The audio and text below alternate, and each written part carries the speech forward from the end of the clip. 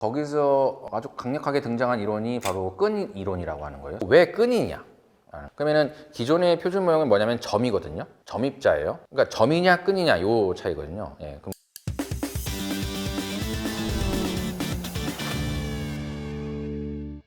안녕하세요. 물리학자 이광진이고요. 진격의 물리학 저자이기도 하고 실제로 대학 강단에서 학생들을 가르치고 있는 최신 연구자라고 보시면 될 것 같습니다. 오늘의 주제는 도대체 호기심, 과학자들의 호기심의 끝은 어디인가? 직설적으로 말씀드리면 우주를 구성하고 있는 4개의 기본 힘, 전자기력, 약한 핵력, 강한 핵력, 이 중력이라고 하는 이 4개의 상호작용을, 힘은 상호작용 같은 말인데 상호작용을 어떻게 하면 하나의 방정식으로 기술할 수 있는가에 대한 여정, 그리고 도대체 왜 그걸 찾으려고 하는가, 그리고 또 그거 말고도 근본적인 문제 삼는 것들이 풀고 싶어하는 비밀들이 있는가 간단히 말씀을 드리려고 합니다.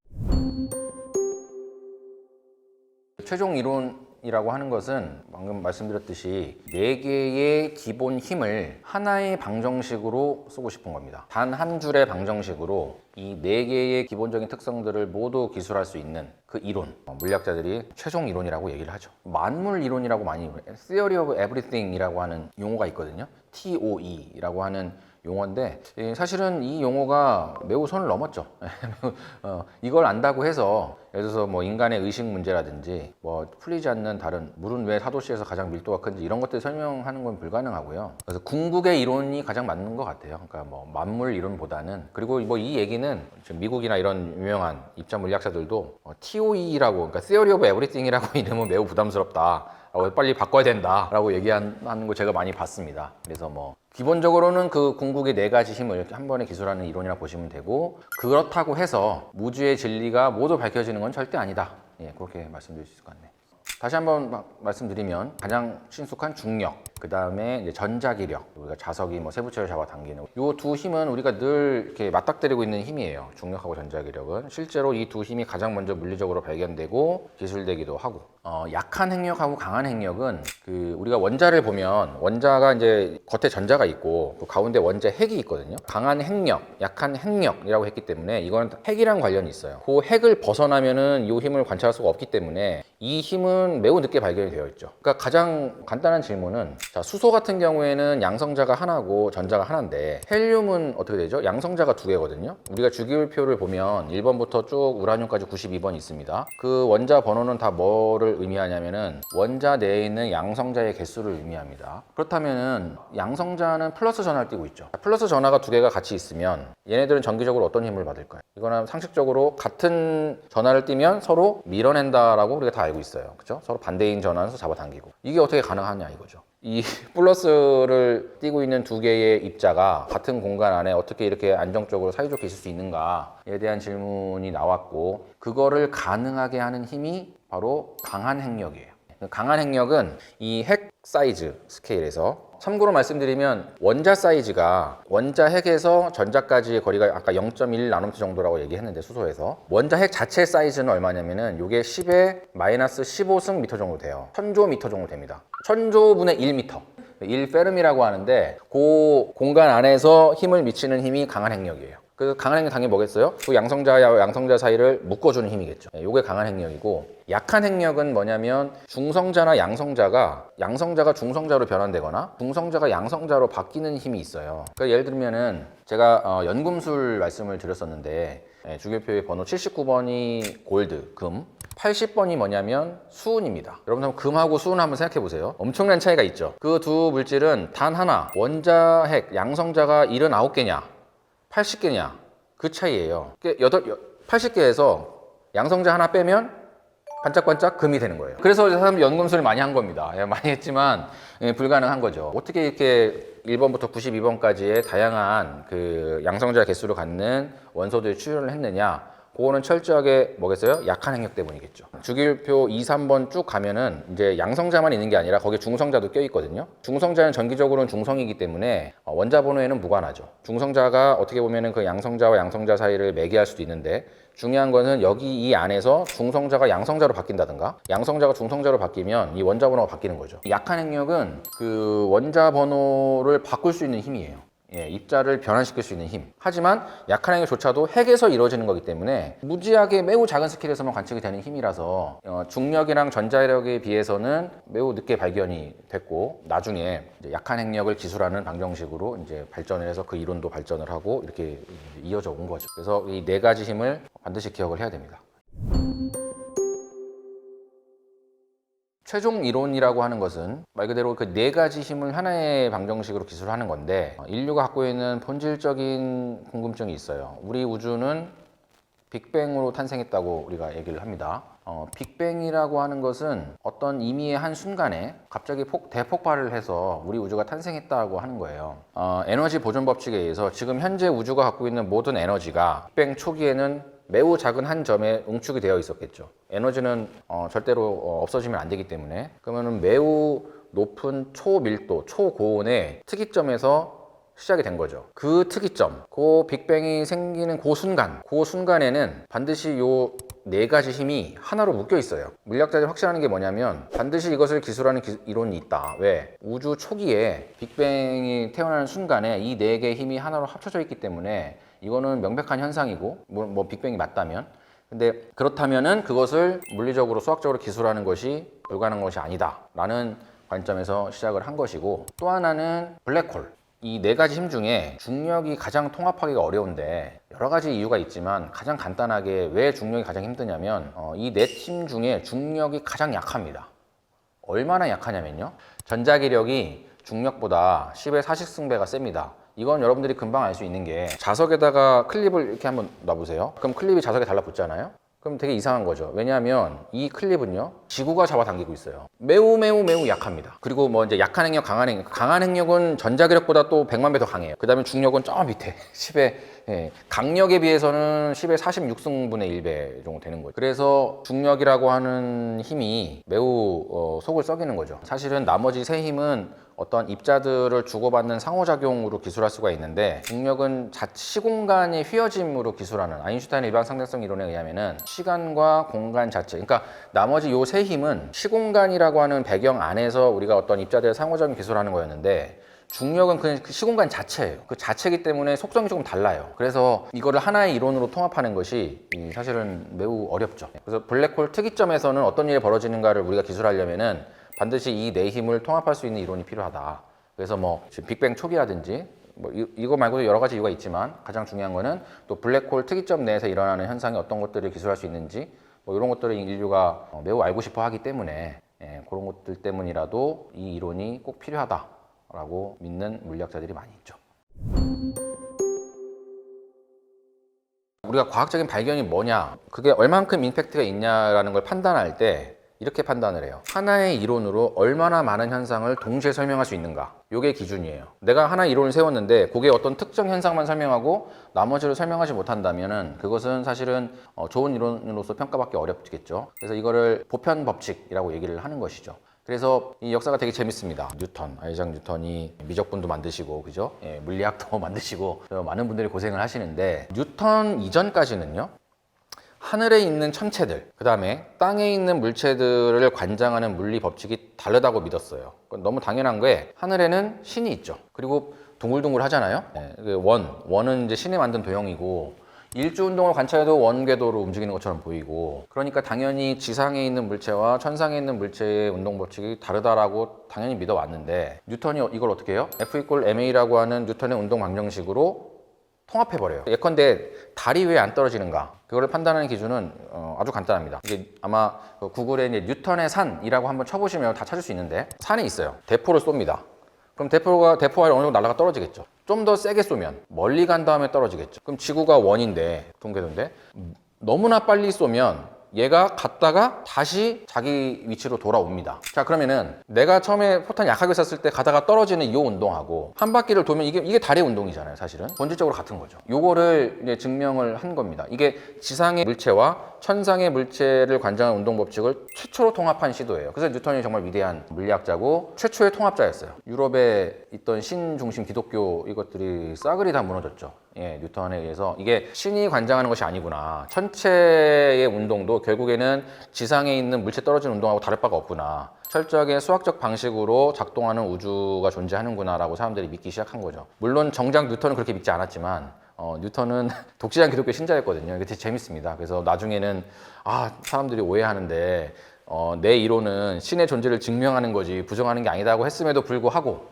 그 거대한 흐름은 막을 수가 없었죠. 그리고 나서 1700년대를 들어서면 이제 전자기학이 등장하게 됩니다. 이것도 되게 중요한데 전기 현상하고 자기 현상이 사실 달라 보이거든요. 여러분 한번 생각해 보세요.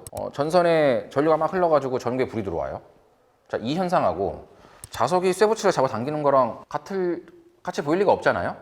그게 1700년대 후반부터 1800년대 초반까지 앙드레 마리 앙페르라든지 마이클 페러데이 이런 사람들에 의해서 힘이 두 작용이 전기랑 자기가 본질적으로 같다라는 것이 밝혀져요. 그리고 이거를 수학적으로 완벽하게 하나의 방정식으로 쓰신 분이 바로 제임스 클러크 맥스웰이라고 하는 분이에요. 그래서 전자기학은 딱 3명 기억하면 되는데 앙페르, 마이클 페러데이, 맥스웰 이렇게 세 분인데 이분들이 이제 전기하고 자기를 통합해요.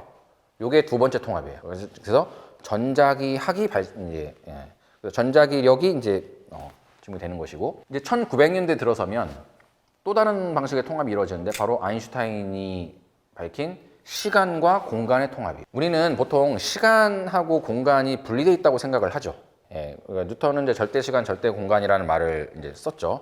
하지만 아마 다들 들어봤을 텐데 이제 투구 상대성 이론에 의하면 우리가 빛의 속도로 매우 빨리 움직이면 속도 시간은 느리게 가는 우리가 뭐 시간 지연이라든지 뭐 길이 수축 뭐 이런 현상들 아마 들어봤을 겁니다. 그러니까 시간과 공간이 얼마든지 이 상대 운동에 따라서 마구마구 변할 수 있다. 그리고 이 현상을 시공간 좌표계를 도입을 해서 그 아인슈타인의 원래 이제 수학 스승이었죠. 민코프스키라고 하는 분이 4차원, 그러니까 공간 3차원, 시간 1차원, 4차원 시공간 개념을 도입을 했고 아인슈타인이 나중에 이걸 받아들여서 시공간 개념으로 물체 운동을 기술하기 시작해요. 이것이 기반으로 해서 결국에는 일반 상대성 이론은 확장이 되는데 아인슈타인이 밝힌 게 뭐냐면 중력이라고 하는 것이 이 시공간으로 이루어진 어떤 하나의 어떤 장, 필드라고 하는 장의 휘어진 정도를 나타내는 게 중력이다라고 하는 것을 통합을 합니다. 그러니까 시간과 공간이 분리되어 있지 않다는 거, 시공간입니다. 그게 우리가 보통 그냥 시공간 하면 단순히 시간 따로 공간 따로를 합쳐서 시공간에 부르는 것 같지만 이게 실질 방정식으로 들어가면은 이 두 개념이 마구 혼재되어 있어요. 그래야지만 우리가 지금 기술하는 모든 그 중력 이론이 설명이 되거든요.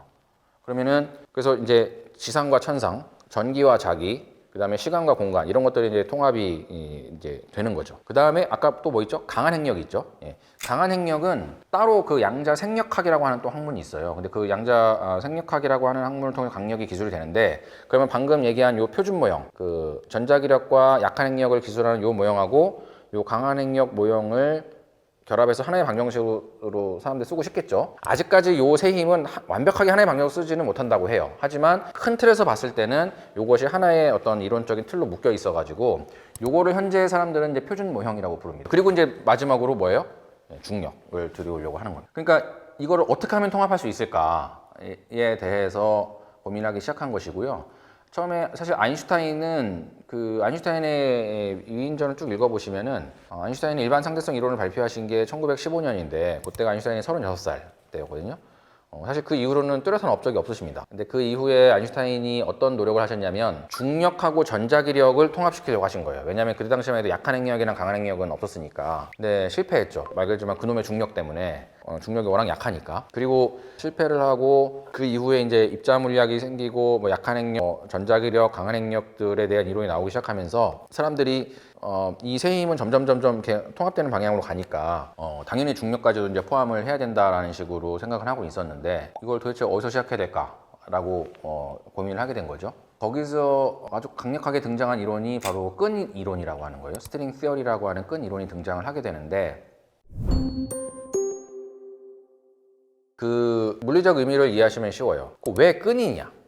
그러면은 기존의 표준 모형은 뭐냐면 점이거든요. 점입자예요. 그러니까 점이냐 끈이냐 요 차이거든요. 그럼 끈을 왜 도입했냐? 점은요 0차원 점입자. 그러니까 우리가 전자의 크기가 얼마냐라고 하면 답을 할 수가 없습니다. 그러니까 기본 입자는 크기가 없습니다. 그러면은 우리가 두 개의 전자를 한번 생각해 보죠. 이 두 개의 전자는요 이론적으로 무한히 가까워질 수가 있어요. 왜냐하면 크기가 없잖아요. 예, 무한히 가까워질 수 있죠. 그러면은 이 무한히 가까워지면 이 두 사이에 상호작용하는 포텐셜 에너지가 무한대로 갑니다. 물리학에서 가장 싫어하는 무한대가 발생하기 시작하는 거예요. 예. 그리고 이제 불확정성 원리 도입하면 이게 무한대로 가버려요. 근데 이게 사이즈가 없는 끈이 아니, 점이 아니라 사이즈가 있는 끈이 돼버리면은 요 문제가 해결이 돼요. 사이즈가 기본적으로 있기 때문에 두 끈이 절대로 그 이상 다가갈 수 없는 그 미니멈이 생겨요. 그러면은 앞서 말씀드린 점입자로 인해 생기는 근본적인 무한대가 해결이 돼요. 예, 그래서 이제 사실 끈이라는 걸 사람들이 생각하게 됐고, 그 마침 1969년인가 그때 그 강한 행력을 설명하기 위한 수학적 이론이 있었는데, 그 몇몇 지금도 살아계신 뭐 레너드 서스킨트 이런 분들이 그 이론이 끈의 진동을 기술하는 이론인 걸 발견한 거예요. 계속 만나게 되는 문제를 하셨는데 네. 그러면 그냥 구 형태로 하면 되잖아요. 왜 끈이어야 되는지. 되게 좋은 지적이신데 사람들이 그 시도도 했어요. 구 형태라든지 아니면 뭐 정사면체 형태라든지 어떤 입체 형태도 어쨌든 유한한 그 사이즈가 있으니까. 근데 대부분 다 실패로 돌아. 여러 가지 테스트를 해봤는데 끈이 그렇죠. 예, 살아남았습니다. 예, 끈이 살아남은 이론이고, 기본 입자는 내부 구조가 없어야 됩니다. 구라고 하면은 분명히 그 구를 이루고 있는 각각의 또 부분들이 있을 거 아니에요. 그 부분들 자체가 없는 게 기본 입자예요. 구글에 여러분들이 이제 기본 입자라고 치시면은 아마 17개 테이블이 딱 나올 겁니다. 6개의 쿼크, 6개의 렙톤, 그다음에 4개의 게이지 보존, 힉스 입자, 이렇게 17개가 나오는데, 거기 나오는 그 17개 입자는요, 내부 구조가 없는 점 입자예요. 그렇기 때문에 우리가 엘레멘터리 파티클, 기본 입자라고 얘기하면 그것은 크기를, 사이즈를 정의할 수 없는 점 입자다. 그러니까 당연히 사이즈가 있는 걸 도입해야 되는데, 마침 또 그 시기에 그 끈의 진동 방식을 기술하는 수학적 이론이 발견이 되어 있고, 사람들이 처음에는 다른 이론을, 그러니까 쿼크를 기술하려고 했는데 그게 알고 보니까 끈을 기술하는 이론이었다라고 해가지고 1970년대 초반에 엄청나게 붐이 있었죠. 이걸 끈으로 만약에 이제 가정을 하게 되면은 더 놀라운 사실은 중력을 설명할 수 있게 돼요. 왜냐하면 이게 어떤 개념이냐면은 아까 말씀드렸는데 전자기력이 미치는 이유가 뭐냐? 내가 이 자석이 왜 쇠붙이 잡아당기냐? 그 이유는 뭐냐면은 빛이라고 하는 매개 입자, 우리가 게이지 보손이라고 좀 어려운 말로 그 매개 입자를 주고받으면서 생기는 거거든요. 그러면 중력도 힘이니까 그 중력을 매개하는 어떤 입자가 있어야 될 거 아니에요? 근데 그게 끈 이론을 통해서 수학적으로 도출된 거예요. 중력자라고 하는, 그래비톤이라고 하는 중력자라는 것이 나오기 때문에 사람들이 이제 흥분을 하기 시작한 거죠. 기존에 표준 모형에서 기술하는 입자들을 주고받으면 생기는 그 원리가 똑같이 중력에도 적용이 되는 거예요. 끈이론을 적용하면. 그러니까 그 최종 이론으로 급부상하게 됐죠. 그게 1980년대에 들어오면은 완벽하게 10차원 형태에서의 기술되는 끈 이론으로 수학적으로 정립이 됩니다. 대칭성, 슈퍼시메트리라고 하는 건데, 그것도 물론 뭐 시간이 오래 걸리지만, 입자에는, 그러니까 인간은 성별이 두 개잖아요. 남성, 여성이 있듯이 입자에도 두 가지 종류가 있습니다. 딱 두 개예요. 보손이라고 하는 게 있고 페르미온이라고 하는 입자가 있어요. 보존하고 페르미온. 페르미온은 그 이런 벽돌이라고 생각하시면 돼요. 우주를 구성하고 있는 빌딩 블락이라고 생각하시면 되고, 보손은 그러니까 벽돌만 쌓아갖고 집이 안 만들어지잖아요. 그 벽돌에 붙일 수 있는 그 벽돌 사이에 힘을 매게 하는 접착제라고 생각하시면 돼요. 그런데 사람들이 뭘 생각했냐면은 어떤 페르미온이 있으면, 아까 제가 반입자를 얘기했는데 반입자라는 게 뭐냐면 다른 건 다 똑같고 전하만 다르다고 했잖아요. 근데 그 반입자 개념처럼 어떤 페르미온이 존재하면 그거의 모든 성질은 똑같고, 이 보존하고 페르미온을 구분하는 건 이제 스핀이라고 하는 양, 그것만 다르면 돼요. 얘는 뭐 보존은 1, 2, 3, 4로 가는 거고요. 페르미온은 2분의 1, 2분의 3 이렇게 가는 거예요. 근데 그 모든 페르미온에는 거기에 대응되는 보존이 있다 라고 하는 게 초대칭성이에요, 한마디로. 그러니까 어딘가에 내가 남자인데 나의 성격, 그 다음에 내 말투, 그 다음에 내 습관, 모든 게 똑같은데 여성인 사람이 어딘가에 있는 거예요. 소름이 참 돋는 일인데, 그 개념을 도입을 하면 그 기존에 또 끈 이론에 생기는 수많은 문제점들도 해결할 수가 있어요. 그래서 이제 초대칭성하고 끈 이론을 합쳐서 촉근 이론이라고 얘기를 하고, 그것이 이제 1980년대 초반에 성립이 됩니다. 그때를 1차 촉근 혁명이라고 사람들이 불러요. 그리고 나서 문제가 된 게, 촉근 이론을 너무 많이 사람들이 연구하다 보니까 그 촉근 이론을 접근하는 수학적 방식이 너무 많은 거예요. 그래서 촉근 이론을 기술하는 방식이 5가지가 돼요. 뭐 1형, 1A, 2A형, 2B형 막 이렇게 나와가지고, 그래서 이제 혼돈의 카오스가 된 거죠. 그리고 나서 10년 뒤에 에드워드 위튼이라고 하는 분이 이 5가지의 끈 이론을 하나의 이론에서 나오는 각각의 극한이다라는 거를 주장을 하기 시작해서, 그걸 우리가 소위 말하는 M 이론이라고 불러요. M 이론은, 그거는 우리 세계는 11차원이고 초대칭성이 있고 그 다음에 이제 끈으로 구성되어 있고 뭐 그런 구조로 촉근 이론을 다시 한번 재탄생시켜서 1994년 이때를 이제 2차 촉근 혁명이라고 하고 그 이후로 이제 계속 연구가 되고 있죠. 사실 제가 뭐 촉근 이론 연구자가 아니라서 이런 말씀을 드리긴 조심스럽지만 사실 촉근 이론이 많은 한계들이 있습니다. 일단 첫 번째로 초라고 할 때 그 초대칭성이 아직 발견이 안 됐어요. 초대칭 입자가 발견 자체가 아직 안 됐습니다. 네네네, 안 된 거죠. 예, 그러니까 그것이 존재하면 이론이 엄청나게 정교해지고 아름다워지고 우아해지는데 그거를 이제 밝혀내야 되잖아요. 물리학은 수학하고 다르게 그게 실질적으로 존재하는지를 검증을 해야 됩니다. 그래서 지금 아마 대중분들 아실지 모르겠지만은 유럽의 2012년에 유럽의 LHC 라지 하드론 콜라이더에서 힉스 입자를 발견을 해요. 그 이후로 이제 사람들이 이 LHC를 업그레이드 해가지고 지금 그 초대칭 입자를 발견하기 위해서 노력을 하고 있거든요. 근데 어쨌든 발견이 안 됐어요. 이게 그 끈을 발견하는데 그 끈이 그 길이가 얼마일까요? 끈의 길이가 우리가 소위 말하는 플랑크 길이에요. 자, 플랑크 길이는 얼마냐면은 10의 마이너스 35승 미터.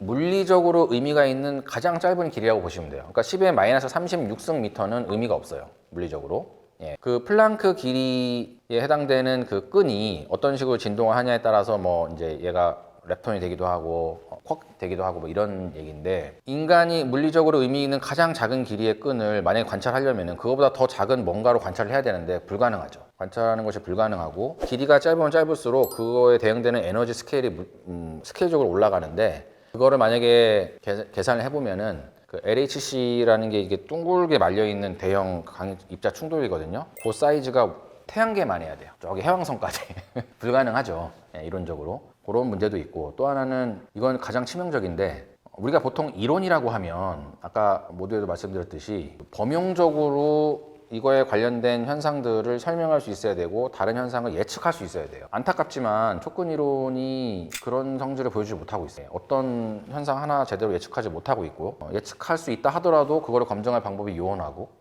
예, 그렇기 때문에 이거를 곱게 보지 않는 사람들 시선에서는 이제 촉근 이론 같은 경우에는 아예 이제 사실 이론자도 붙이면 안 되고 예, 뭐 가설, 모형 뭐 이런 식으로 붙여야 된다는 분도 계세요. 물리학은 그러니까 이거는 수학이다 이거죠. 예, 물리학이 아니고 실제로 사실은 에드워드 위튼 같은 분은요 필즈상을 받아요. 물리학자인데.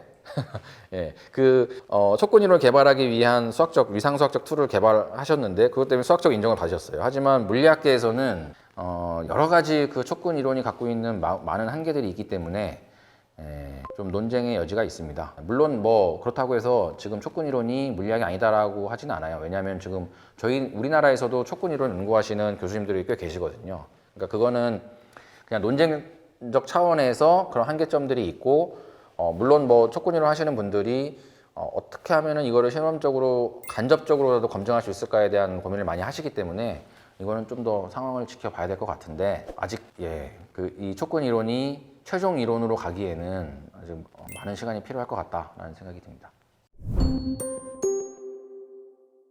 최근에 일론 머스크가 이런 얘기를 해서 저게 되게 화제가 됐는데 우리가 살고 있는 우주가 시뮬레이션이 아닐 확률은 10억 분의 1도 안 된다라고 얘기를 했어요. 이게 사실은 저도 되게 처음에는 재미로 받아들였는데 이게 어떤 개념이냐면은 게임 다들 해보셔서 알겠지만 이게 게임이 점점 정교해지면 우리가 생각해보면은 그 게임 내에 등장하는 캐릭터들이 그 활동하는 자유도라든지 이런 것들이 점점 증가하겠죠. 이것들이 극도로 증가하게 되면 지금 우리의 삶과 뭐가 다르냐는 거예요. 자, 우리가 한번 생각해 봅시다. 자, 내가 대한민국이라는 시스템에 태어났어요. 그러면은 사실 내 의지랑 무관하게 나는 7살이 되면 초등학교에 들어가요. 그죠? 그 과목들을 배웁니다. 배우고 어떤 분야가 있는지 다 그려놔요. 그러놓고서는 뭐 내가 부모님 얘기를 듣든 선생님 얘기를 듣든 거기에 맞춰서 내가 내 진로를 판단하게 되고 뭔가 결정하는 거죠. 근데 착각이라는 거예요.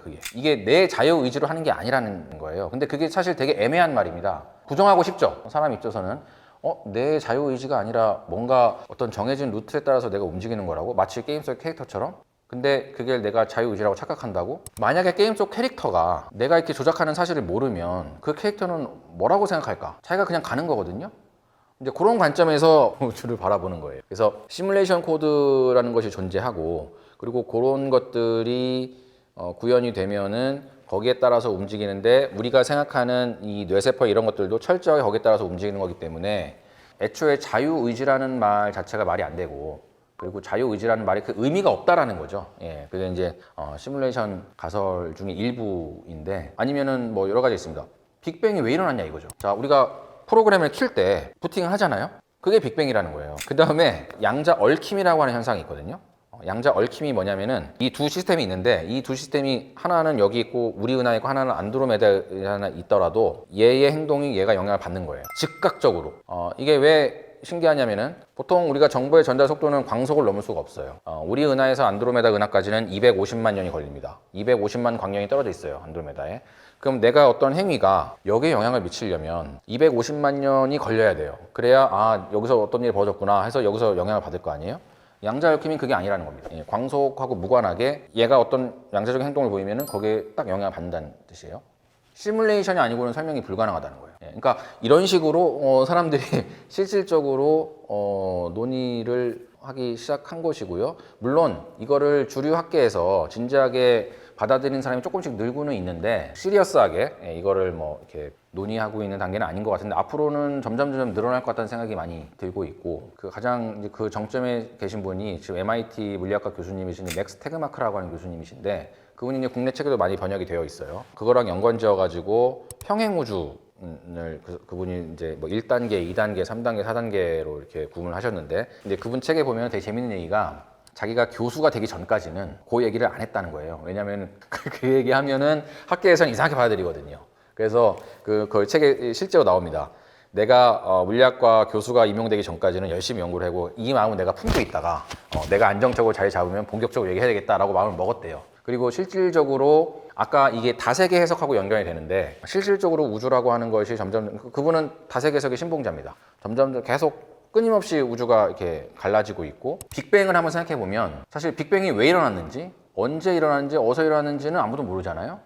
그런데 양자역학에서 그런 게 있어요. 이제 불확정성의 원리가 허용되지 않는 시간에서는 모든 일이 다 벌어질 수 있다고 사람들이 알고 있는데, 그럼 거기는 막 수많은 양자 요동들이 막 발생하거든요. 그중 버블 중에 하나가 우리 우주라는. 근데 사실 그 설명이 터무니없지가 않은 게, 그 양자 요동이라고 하는 현상은 분명히 있거든요. 그러면 우리가 어떻게 우리 우주가 단 하나의 우주고 아닌 게 있을 수 있느냐고 확신할 수 있느냐라는. 그래서 그런 차원에서 뭐 다중 레벨 평행 우주 이론을 주창하기 시작하셨고, 그런 부분들에 대해서 조금 더 진지하게 수학적으로 물리적으로 접근하시는 분들이 좀 생기고 있다라는 부분이고, 마지막으로 저는 이게 가장 좀 중요할 것 같은데, 생명이 어떻게 탄생했는가, 이게 아직도 사실은 미스테리입니다. 어느 날 갑자기 탄소를 기반으로 한 유기물이 생겨나면서 이게 세포를 만들어내고 생명체가 나온 거잖아요. 어떻게 그게 가능할까라는 거예요. 이게 예전에는 생물학자, 그러니까 생명과학자들의 질문이었어요. 하지만 이 단순히 이 생물학 영역에서만 갖고는, 영역의 툴로만은 이걸 설명할 수 없다는 게 밝혀지면서 지금 물리학, 화학 모든 그 학자들이 같이 의기투합해가지고 생명이 어떻게 탄생했고, 그러니까 살아있는 유기체가 막 움직이는 게 생겼다는 거 아니에요, 돌에서. 이 부분은 정말 저도 궁금하고, 그게 처음이고, 두 번째는 우리가 갖고 있는 이 의식이요. 나라는 존재, 자아라는 존재, 우주가 뭐라고 하는 이 의식이라고 하는 것이 어떻게 생겨났는가에 대한 이 두 미스테리는 어떻게 보면은, 저는 최종 이론을 발견하는 것보다 우리 뇌 연구에서 의식이 어떻게 발생하는가에 대한 답을 찾는 것이 훨씬 더 어려운 과제일 거예요. 그리고 그게 훨씬 더 궁금해요.